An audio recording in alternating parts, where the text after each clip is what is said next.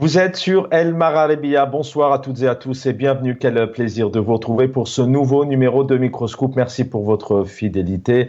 Ramadan Mubarak, Sahar Ramadan Nouan. Bon Ramadan à toutes et à tous. Et comme chaque soir, on a une pensée pour ceux qui sont dans la solitude, ceux qui sont malades et puis tous les détenus d'opinion, voilà, qui sont malheureusement derrière les barreaux en Algérie, dans d'autres pays aussi, mais on évoque et on parle énormément de l'Algérie et on pense à eux et à leurs familles. 19 mars 2024, une date bien sûr qui en dit long. Le lundi 19 mars 1962, il est midi.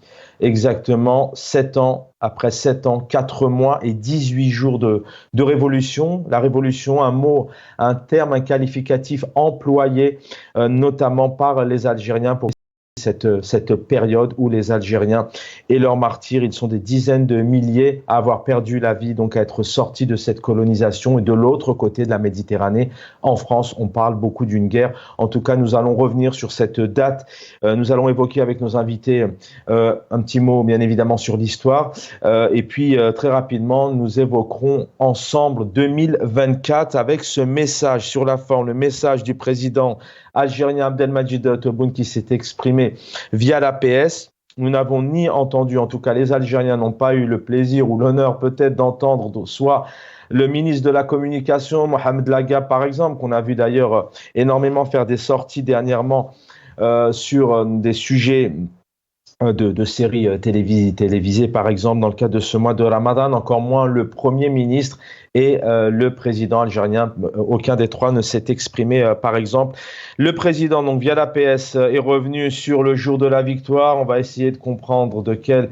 Alors bien évidemment, c'est une journée importante pour les Algériens, on y reviendra, mais on essaiera de comprendre comment peut-on parler de jour de la victoire avec cette réalité aujourd'hui et un pays qui vit de plus en plus de difficultés en termes d'économie, de diplomatie, des jeunes et des familles qui veulent quitter le pays, coûte que coûte, qui ne peuvent plus vivre décemment, dignement. Nous reviendrons aussi sur ce mot, indépendance et liberté. Voilà ce qu'a revendiqué en 2019 le Hirak et ce que revendique continuellement et le peuple algérien maintenant depuis plusieurs décennies. On reviendra aussi sur le front intérieur, puisque le président revient encore une fois sur ce terme de front intérieur, et puis peut-être une récupération sur fond de commerce, de menaces, d'ennemis, de dangers, de mains extérieures, puisque encore une fois, Abdelmadjid Tebboune a profité de cette date importante, ce 19 mars 2024, pour mettre peut-être en garde contre la situation régionale et internationale qui est en train de vivre le pays, mais on essaiera de comprendre en quoi cela consiste réellement. Avec nous pour en parler, historien, écrivain, journaliste, chercheur aussi en histoire des révolutions et celle donc algérienne. Bonsoir Montasser Obtroun. Bonsoir à vous. Bonsoir. Merci d'être avec nous. Avec nous aussi, militante politique, elle est médecin. Nora Bekouche, bonsoir. Bonsoir Chaben, bonsoir à votre invité, au peuple algérien, à l'intérieur ou à l'extérieur, et Sahar. Merci infiniment. Candidat à l'élection présidentielle 2024 en Algérie, militant politique. Omar Ait Mortar, bonsoir. Bonsoir Chaban, bonsoir à tes invités et aux auditeurs de Maribia. Merci à tous les trois d'être là. Montasser Obtroun, bien évidemment, nous allons ce soir nous consacrer sur vraiment cette réalité que vivent les Algériens 62 ans après avec ce régime, comment il a réussi à peut-être de mettre dans un bon sens le pays sur les bonnes rails ou à l'inverse avec tout ce qu'a laissé les martyrs, on le disait tout à l'heure, mais peut-être très rapidement en 3-4 minutes, un mot d'histoire. 18 mars, 19 mars 62, c'est le cessez-le-feu, c'est la fin de la guerre d'Algérie. Oui, il faut dire que ce 18 mars, exactement à 17h30, donc dans l'hôtel du Parc à Évian, les 4 ministres de la République française, Louis Jox, Jean de Broglie et Robert Buron, avec Karim Belkacem, ont opposé, ont signé une liasse de papiers qui s'appelle les accords d'Évian, qui contiennent justement un accord de cessez-le-feu, modalité d'application de l'autodétermination, suivi d'un ensemble d'accords de coopération différents, culturels, énergétiques, etc. Voilà, ce qu'on peut dire, c'est que dans cette liasse, justement, il y a 93 pages. Krim a essayé de convaincre les Français de signer toutes les pages. Eux, ils ont refusé. Ils se sont contentés de signer le 93e feuillet, c'est-à-dire le dernier. Et Krim a signé tous les feuillets. Et le document a été publié dans un livre, c'est toutes les négociations avec la copie dactylographie des accords d'Évian dans l'archive de la diplomatie française. Krim a même signé certains feuillets 2 fois. Peut-être. Donc il y a 95 signatures de Karim Belkacem. Pourquoi Karim Belkacem a-t-il fait ça? Parce qu'aujourd'hui, malheureusement, personne ne répond. On nous parle d'accords secrets, on nous parle de clauses secrètes, justement parce que ces gens qui ont mené cette bataille, qui a été très longue et qui a été, c'était dans le sang et avec le peuple algérien qui a mis fin justement pas à 7 ans et demi de guerre, mais je dirais à 132 ans. C'est un cessez-le-feu et il a mis fin à un processus de résistance, de résistance implacable et quand même aussi du génocide, de crimes de guerre. Donc ce jour-là, c'était la mort de la légende Algérie française. En fin de compte, ils ont annoncé le cessez-le-feu pour le lendemain. Donc je veux revenir un petit peu brièvement sur le processus. Vous savez que nos voisins, etc., ils ont eu des accords avec les Bains, celle de Tunis, en 56. En Algérie, justement, il y avait un grand espoir en 56 parce que les élections de janvier 56 en France, le thème de campagne était paix en Algérie, négociations, etc.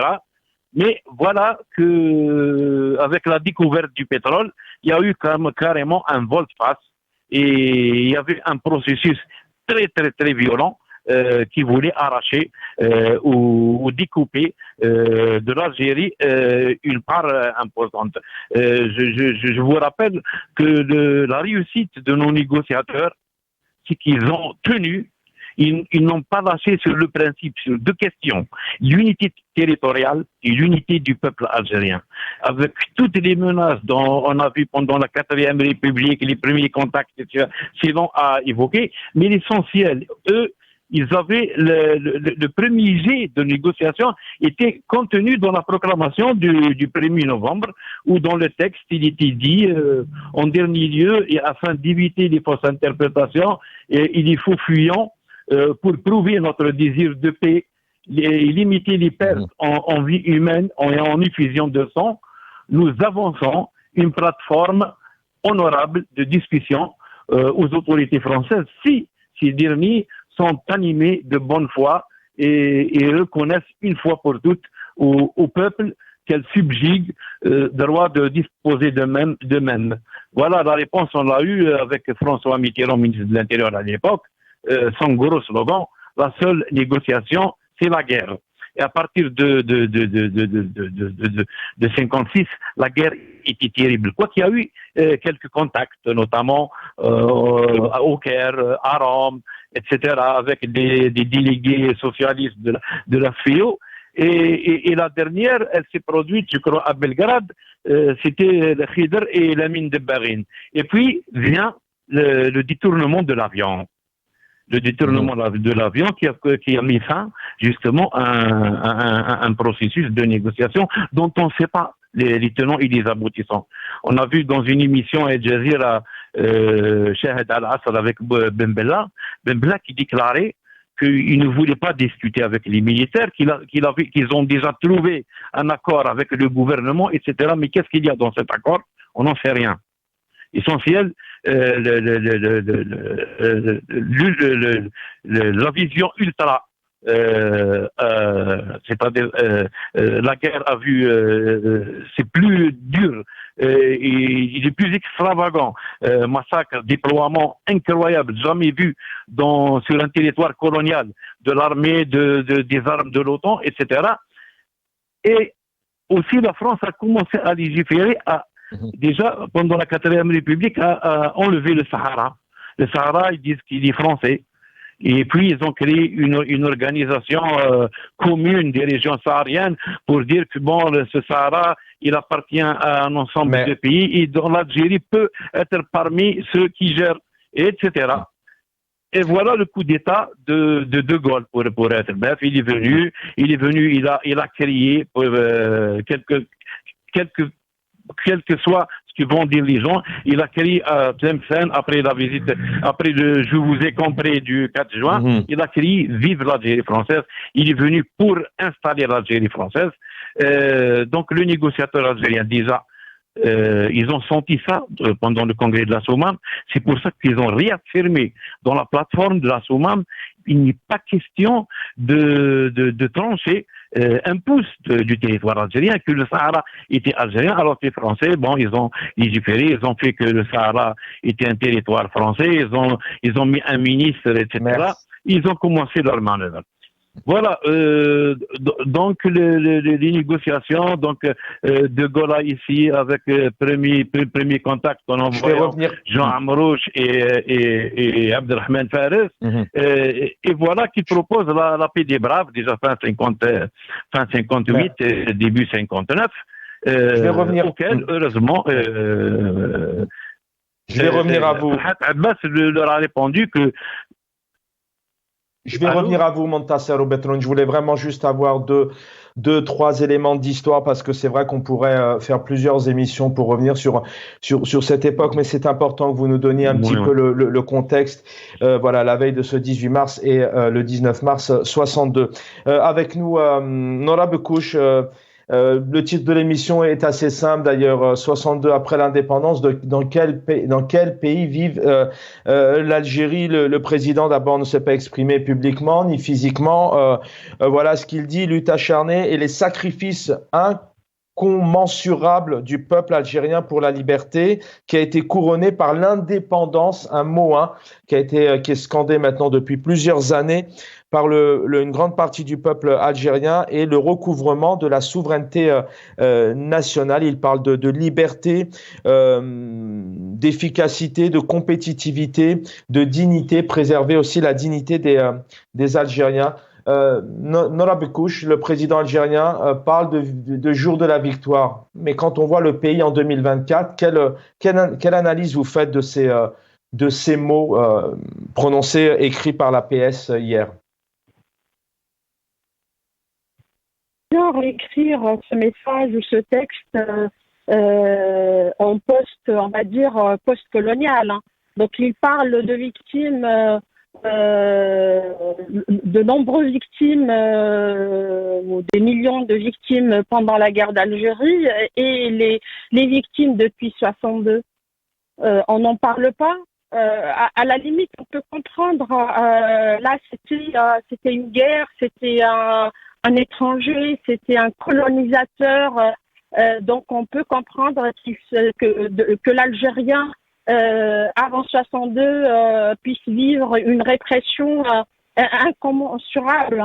Mais depuis 62, comment vit l'Algérien? Il vit de la même façon. Elle est où la liberté?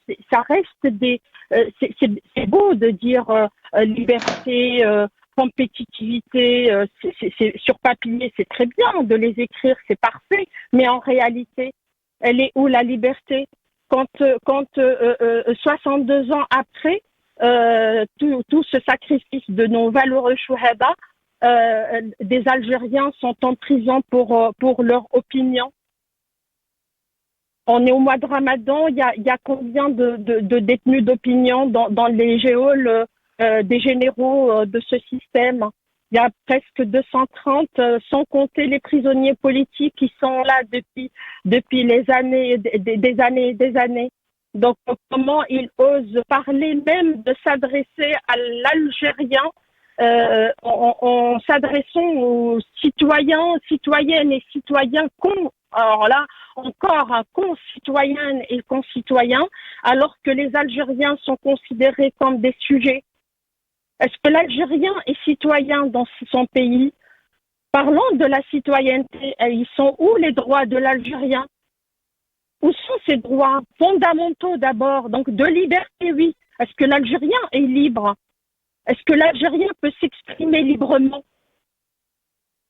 Il en parle, non, le président, il dit clairement assurer une vie digne et préserver la dignité des citoyens. Il revient aussi sur ce mot maintenant qui est très à la mode depuis plusieurs mois auprès de la revue El Djish ou auprès de l'APS ou dans les mots du président algérien, la souveraineté nationale, l'indépendance. Est-ce que on parle aussi énormément de rente mémorielle? Beaucoup d'historiens parlent de rente mémorielle. Certains même évoquent cette sorte de légitimité révolutionnaire. On sait combien le président algérien a un degré très bas de légitimité. Est-ce que derrière ça, il n'y a pas aussi la recherche de cette légitimité révolutionnaire, utilisée, récupérée, vraiment avoir votre avis, hein, sans spéculer, mais récupérer ces dates importantes où il y a toujours de l'émotion, certes, mais en employant un peu des mots qui font que peut-être qu'à la veille aussi de cette échéance présidentielle, le président algérien essaye aussi de se redorer le blason et de se créer une sorte de légitimité avec cette période. Oui, il y a toujours des tentatives dans ce sens-là. Il y a de la récupération, bien sûr, de toutes les dates importantes de l'Algérie, mais il parle du 19 mars 1962 comme la fête ou l'anniversaire de la victoire. Oui, c'est une victoire, mais ils oublient de dire que c'est une victoire du politique. C'est pas une victoire militaire. Là, après voilà, ils mettent toujours, mais quelle politique on a en Algérie maintenant? On n'a aucune politique. Il n'y a aucune politique qui parle de compétitivité. Elle est où la politique industrielle, agricole, sanitaire, éducative? Rien du tout. Il n'y a que dalle. Il n'y a que la politique de la répression et de la destruction et du pillage. Voilà, des ressources des Algériens. C'est tout ce qu'il y a en Algérie. Donc, il parle du devoir également dans ce message, du devoir de chacun. Donc, il parle bien sûr de l'Algérien, mais le devoir et le devoir des dirigeants. Le principal, l'Algérien lambda, qu'est-ce qu'il peut faire? Ils veulent quoi de l'Algérien? Qu'il se tait et qu'il se laisse faire, c'est tout. C'est ça ce qu'on demande à l'Algérien. Donc, il est traité comme sujet. Donc d'abord, que l'Algérien trouve sa citoyenneté. La citoyenneté, elle ne peut être retrouvée que par la liberté et les droits fondamentaux à l'Algérien. Donc que ce système, ce régime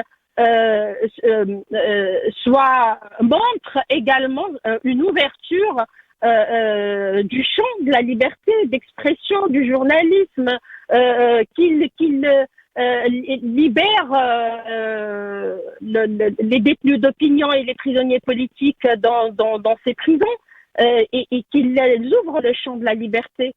Là, on peut à la limite après commencer un peu à discuter, mais là, ça reste un peu c'est caricatural. Hein. La vie de l'Algérien, elle est autre que digne. Il n'a rien, la chaîne partout, tout est détruit, il y a rien. Donc ça, c'est la réalité de l'Algérien. Donc il peut dire ce qu'il veut, mais la réalité, elle est tout autre. Restez avec nous, Nora Bekouche. Omar Ait Mortar, militant politique, je rappelle que vous êtes candidat à la prochaine présidentielle algérienne en décembre 2024. Omar Ait Mortar, le président algérien, vous avez entendu, vous avez lu aussi la lettre, donc le message transmis via l'APS, mais qui revient sur ce jour de victoire. Est-ce qu'on peut vraiment parler si on est le 19 mars 62, oui, il y a une satisfaction et un rêve qui est là, un rêve un espoir, un rêve qui était souhaité pendant plusieurs années, mais 62 ans après, est-ce que le président peut-il parler vraiment de jour de la victoire avec cette situation diplomatique, économique, une jeunesse qui veut quitter le pays et qui parle aussi d'un front interne avec cette réalité. Omar El Mortar. Quelle victoire! Évidemment, le 19 juin 62, c'était un jour de joie en Algérie, au sein des Algériens. Mais aujourd'hui, le 19 juin est un jour de tristesse. D'ailleurs, l'illustration de cette date historique, c'est que l'Algérie a assassiné le seul signataire des accords d'Évian, Karim Belkacem. En face de lui, la question me revient toujours d'ailleurs, en face de lui, 4 signataires français, un seul signataire qui est Karim Belkacem, l'Algérie l'a assassiné. Qu'avons-nous fait de cette indépendance? Est-ce que nous sommes indépendants? Parce que faut revenir aussi au 1er juillet 62, il a fallu un référendum. Que dit le référendum? Est-ce que nous sommes vraiment, est-ce que nous avons gagné la guerre par les armes? Pourquoi le vaincu nous organise un référendum? Tout ça. Mais l'indépendance, aujourd'hui, les gens la remettent en question.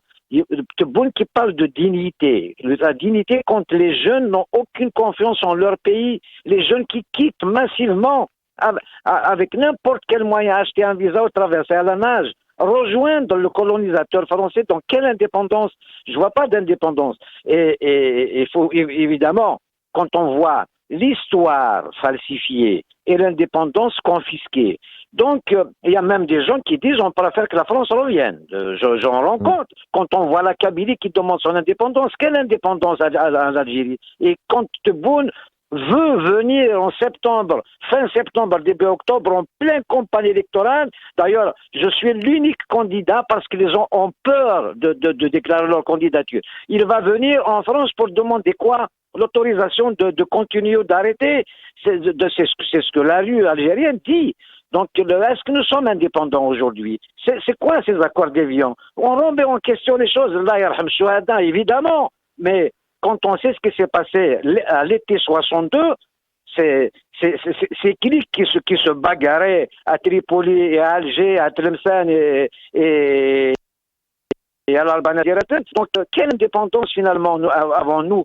Quand Le Pen nous dit qu'avez-vous fait de votre indépendance? Allez, vous aviez libéré votre territoire, allez vivre. Un grand pays comme ça.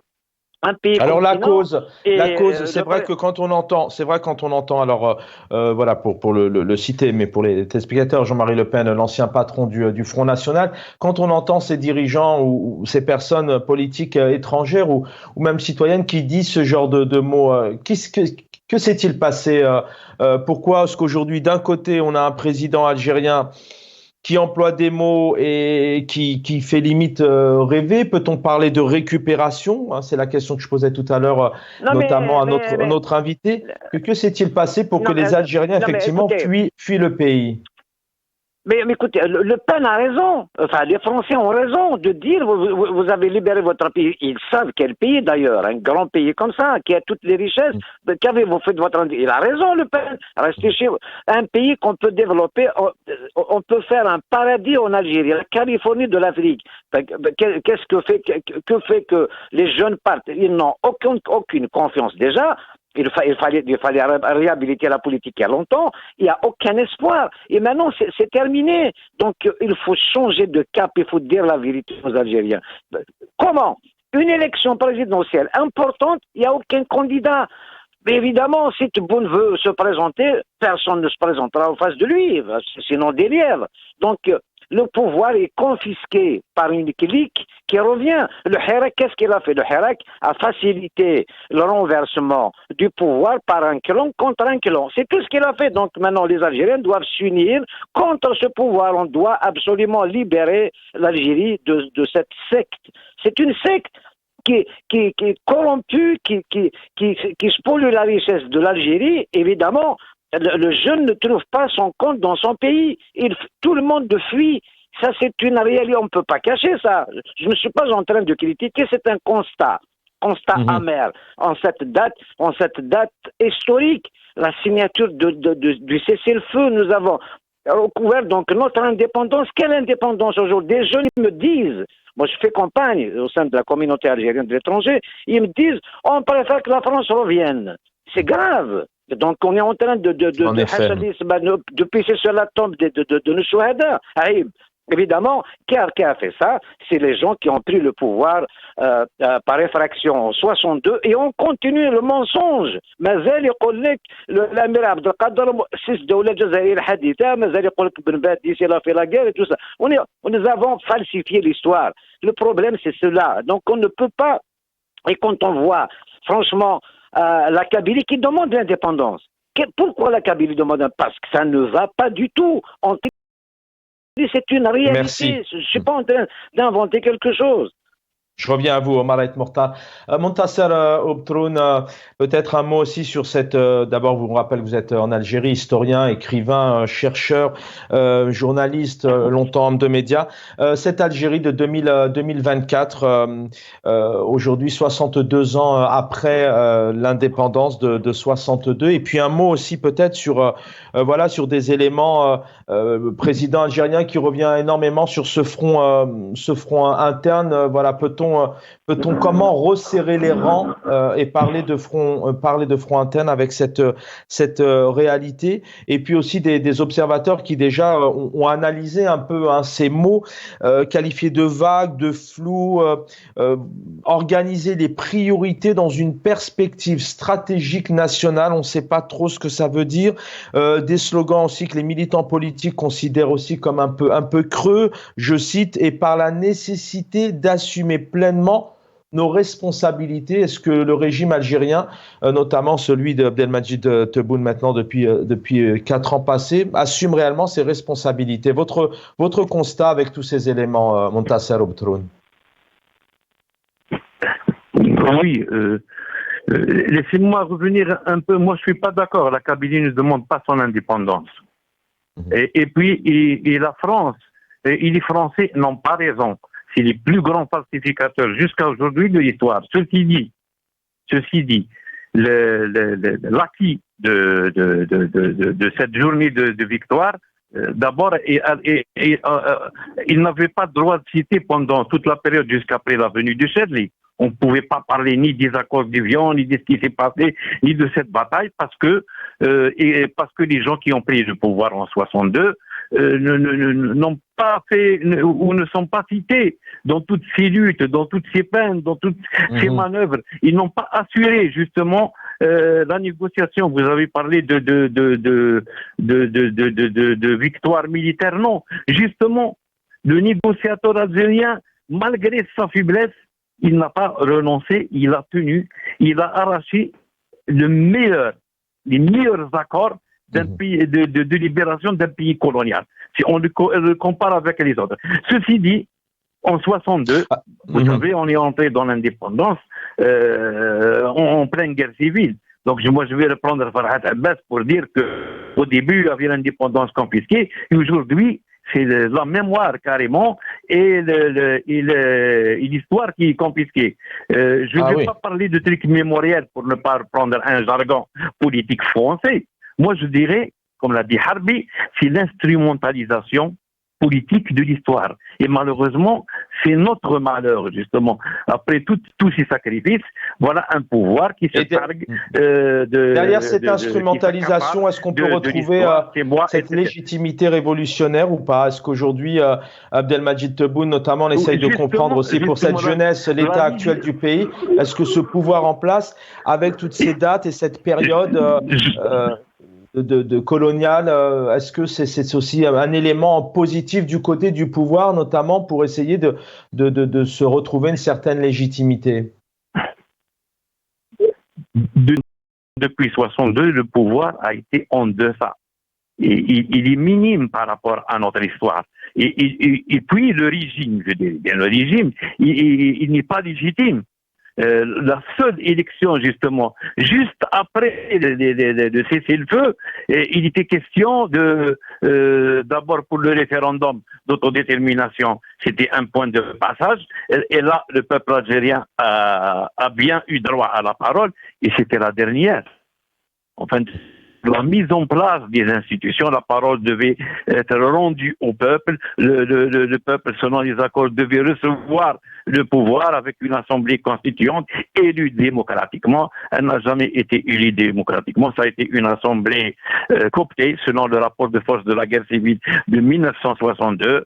Il y a eu proclamation de la République algérienne démocratique et populaire 25 septembre 62, et jusqu'à aujourd'hui, ce peuple, on ne lui a pas donné la parole. Il y avait une chance, il y avait un petit mûrissement avec le Hirak, justement.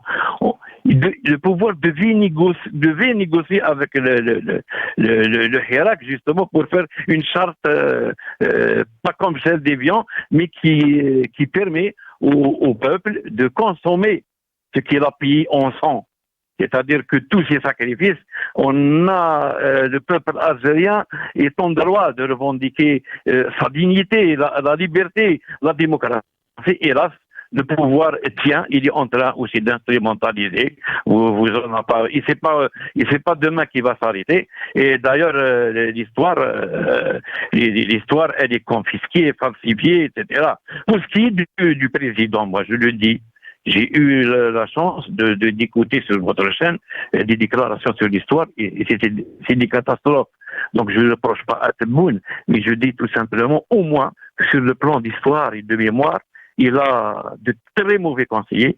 Il n'a pas l'information. Des fois, on a honte quand on entend. Une fois, il a parlé des manifestations de Mitro Sharon, où il a dit 9 Algériens. C'était 9 Français. C'était un autre scandale. Et à chaque fois, les bêtises, il y en a. J'en compte maintenant, je ne réponds plus. Mais ce que je peux dire, c'est qu'il a des conseillers mauvais ou médiocres. D'ailleurs, je vais prendre Syrie. Je vais prendre la honte de cette commission Stora. Où est le côté algérien? Où sont les historiens algériens? Ils ont le bec cloué. Abdelmajid Chiri devait travailler sur un document qui n'a jamais été fait d'ailleurs. Le pouvoir, ça le met à nu. Ça le met à nu. Je vais vous dire que le pouvoir, justement, Karim Belkacem, ils l'ont accusé d'avoir signé, justement, dans ces prétendus accords d'Évian, des clauses secrètes qui auraient permis à la France, et je le répète jusqu'à aujourd'hui, de procéder à des explosions atomiques dans le Sahara et beaucoup d'autres bêtises. Alors que Karim Belkacem, il a pris la précaution. Il était le seul à signer. Il savait, parce qu'il avait la confiance de toute l'équipe qui s'est battue du début jusqu'à la fin. Il a signé justement un crime qui est un montagnard. Pourquoi il oppose sa signature sur 5 pages. Je pense que justement c'est pour nous dire, ouvrez bien les yeux, où il n'y a pas ma signature, il n'y a rien de reconnu. Maintenant, ceux qui ils essayent de nous dire qu'il y a des accords secrets qui nous retirent. Moi, personnellement, j'ai parlé avec Bentobal, avec Mohamed Yazid, avec Rida Malek, etc. Cette histoire n'existe pas d'accord secret. Mais on l'entend aujourd'hui. Et je pense que Ben Khadda avait raison de dire que les accords, c'est ce qu'on a vu, et que s'il y a d'autres accords qui ont été signés, le pouvoir n'a qu'à le dire au peuple. Il n'a pas à salir des gens qui ont été, qui se sont sacrifiés. À juste titre, un membre d'ISIS, un déclencheur, qui était le dernier à opposer sa signature, en respectant, il n'a pas reculé avec tout le prix qui a été payé pour arriver à un compromis qui sauvegarde les 2 grands principes annoncés dans la proclamation du 1er novembre et le congrès de la SOMAM. En fin de compte, on a vu le sort qu'ils ont eu, tous les négociants, Ibn Khadda, et puis depuis l'indépendance, parce que l'état-major, justement, qui rentrait de Tunisie, et qui était d'abord, ils ont voté contre, lorsqu'il y a eu la dernière réunion, justement, avant le 19 mars, où les accords ont été soumis, ils se sont exprimés qu'ils étaient contre. C'est Boumediene, Qaïd Ahmed, Menjeli et j'ai oublié son nom, le commandant de la Wilaya 5, et donc ils se sont exprimés, et le reste, avec les 10 prisonniers, d'accord. Aujourd'hui, les accords d'Évian, c'est quoi? C'est rien. C'est ni un accord, ni la France les a respectés, ni l'Algérie. Merci, je vais essayer de revenir vers vous, Montassar Boutmoun. Il nous reste pour trouver 8 minutes. une issue Ouais. et sortir. Je vais essayer de revenir vers vous. Restez avec nous, Montassar Obtoun. Nora Bekou, je rappelle, vous êtes à Paris, médecin, militante politique. Vous avez vu ce Hirak de 2019 naître avec la liberté et l'indépendance. Voilà ce qu'on souhaitait, hein, l'indépendance. Il y a l'indépendance territoriale, mais ce que souhaite le peuple, c'est vraiment cette réelle indépendance. Nora Bekouche, un élément si important dans ce message du président algérien, c'est très coutumier. On a l'impression qu'il y a encore une fois peut-être ce terme aussi peut-être de récupération. En tout cas, c'est un pouvoir qui revient énormément sur ce sort de fonds de commerce, menaces, dangers extérieurs, mains étrangères, complots. Est-ce qu'on a un pouvoir ici qui, malheureusement, utilise cette date au lieu limite même de la glorifier, de mettre les choses en valeur, mais va chercher une certaine intimidation, une certaine peur en évoquant un peu ces menaces extérieures, alors que tous les pays sont confrontés à des menaces. Faut-il encore avoir un bon projet politique, une bonne diplomatie et des bonnes informations pour informer l'opinion publique? Nora Bekouche. Oui, même si menace il y a, même si de toute façon ça a été toujours le cas, le monde, il y a toujours des changements, des guerres par-ci par-là, mais comment on peut garantir la stabilité d'un pays, sa sécurité, sa solidité, c'est par la cohésion, oui, sociale, mais c'est par la liberté, par la légitimité populaire. Il n'y a pas rien qui peut garantir la stabilité d'un pays et que par la légitimité populaire. Et la légitimité populaire, elle ne peut y être que quand la souveraineté, elle revient au peuple. Donc, à l'état actuel des choses, on l'a pas. C'est pour ça que le Hirak a demandé, parce que l'indépendance peut-être territoriale a été acquise des terres, mais l'indépendance du peuple, le peuple, il est toujours sous colonisation, hein. Si on a changé le colon, peut-être là, la France qui reste un peu maintenant, on sait que aussi elle a un pouvoir sur ce régime. La preuve, sa visite en période justement d'élection, c'est pour avoir la bénédiction de la France. Parce que rien ne se passe sans sa bénédiction, et ça tout le monde le sait.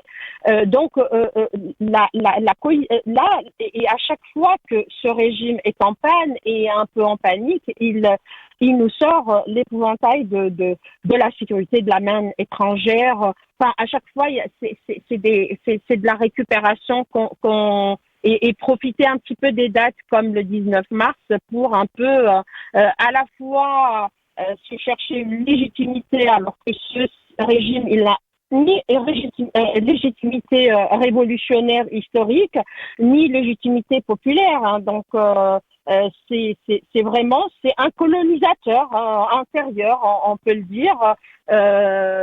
L'indépendance a été confisquée depuis 62.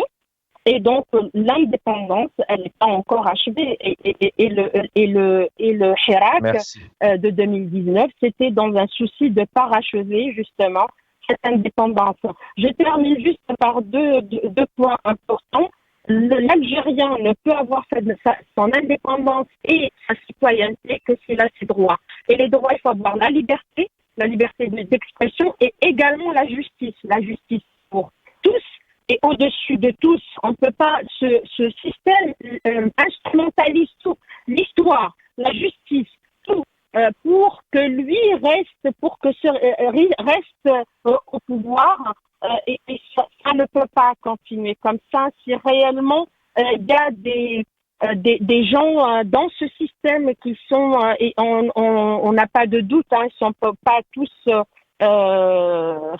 comme on dit, des traîtres de la patrie, mais voilà qu'ils ouvrent, qu'ils écoutent les Algériens. Voilà, merci. Merci Nora Bekouche, merci d'avoir été avec nous. Sahaf Torkoum pour vous et votre famille. Omar Ait Mortar avec nous ce soir. Je voudrais, alors le temps passe très vite, il nous reste vraiment 4 minutes, Omar Ait Mortar, avoir votre avis. On a encore aussi à l'intérieur de cette date un pouvoir qui reste peut-être sans carte, mais qui ressort une nouvelle fois. Voilà, cet ennemi, cette main, ce danger, cette main extérieure, ces défis internationaux dans cette situation, alors que ça a toujours existé lorsque les pays sont confrontés à des difficultés. Voilà, faut-il peut-être avoir une bonne sécurité, une bonne diplomatie, de bons moyens et ne pas faire peur continuellement peut-être ou générer des peurs au sein du peuple. Le pouvoir algérien est une guerre perpétuelle. Donc, il est en guerre d'abord contre le peuple algérien dans sa majorité et contre la Kabylie en particulier. Pour corriger un peu ce qu'a dit Montassar Obtron, oui, la Kabylie demande son indépendance. Et l'indépendance, c'est un état d'esprit. Il n'y a pas que le MAC. Tous les Kabyles refusent ce que fait le pouvoir algérien. Depuis 60 ans. Enfin, mais tous les Kabyles, enfin, le temps passe. Je ne vais pas vous relancer, mais il n'y a pas de chiffre. Tous les Kabyles, tous les Algériens d'origine kabyle ne demandent pas l'indépendance. Il n'y a pas eu de référendum. Voilà. Justement, pourquoi le refuser au MAC, justement, le référendum? Je voulais juste faire cette parenthèse. Je vous laisse terminer sur la question. La question, c'est que le pouvoir algérien est en guerre contre son peuple et évidemment, à chaque échéance électorale, il faut inventer la main étrangère et tout ça. Donc ça c'est un disque qui est rayé. Or que c'est la mauvaise gouvernance, c'est la mauvaise gestion du pays qui est en cause. On n'a pas d'ennemi extérieur. Si nous avons construit une nation avec des peuples, dire la vérité au peuple, nous serions un pays fort. Et puis, on n'a pas besoin de faire la guerre, ni au Maroc, ni au Mali, ni en Espagne. C'est de la diplomatie qu'il faut. Alors, on ne fait pas de diplomatie. Nous sommes en guerre parce que on a infantilisé le peuple. Nous sommes dans un pays rentier. Tant qu'il y a du pétrole et du gaz, ils vont toujours nous chanter cette chanson de la main étrangère, faites attention et tout ça, Talahum al-Watani, or que c'est le pouvoir qui divise le peuple. Ce n'est pas le peuple qui est divisé, enfin, le peuple, moi je pense au peuple algérien. Il y a des peuples en Algérie. On aurait pu construire une nation avec des peuples, avec nos différends et nos différences. Ce n'est pas ce qu'on a fait aujourd'hui.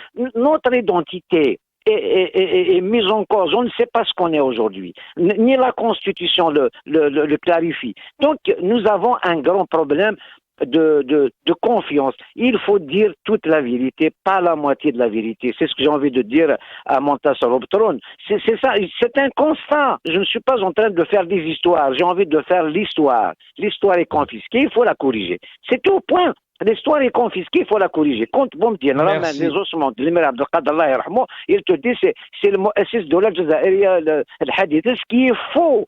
Pourquoi construire sur du faux? Ça, on le sait, ça. Donc, malheureusement, le 19 mars est une journée de tristesse pour les Algériens en général et Kabyles en particulier. Et je pense aux prisonniers, aux 38 condamnés à mort.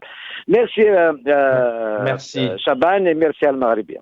Merci infiniment, Omar Ait Mortar, d'avoir été avec nous, un militant politique. Vous êtes candidat à l'élection présidentielle 2024, chercheur, écrivain, journaliste Montassar Obtron. Merci d'avoir été avec nous. Et Nora Bekouche, médecin et militante politique. Dans quelques instants, si je ne me trompe pas, c'est Jamel Din Taleb qui vous donne rendez-vous. Merci à l'équipe en régie. Je vous souhaite un bon appétit. Sahaf Torkoum.